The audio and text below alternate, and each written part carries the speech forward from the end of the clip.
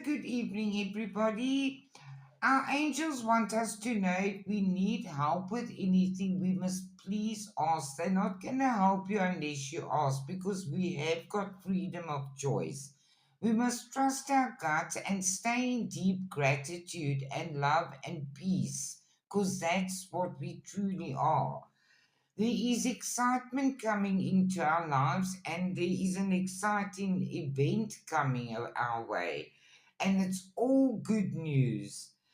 Um, they want us to be happy, so let go of things that don't make you happy at this time. There's brightness and hope coming our way. We are going to receive a visitor and we are asked to share in this situation. We must have happy thoughts, says the unicorn spirit. To feel happier right now, think about a memory or something else that makes you smile. Do that for yourself. Your spirit guides are near, and if you need help, seek their guidance. Look for signs. There are improvements underway. Be gentle and kind to yourself and to everyone and everything around you. Um, Once again, the card pops out.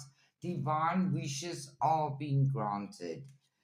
There's major happiness going to come our way, and good things are coming our way.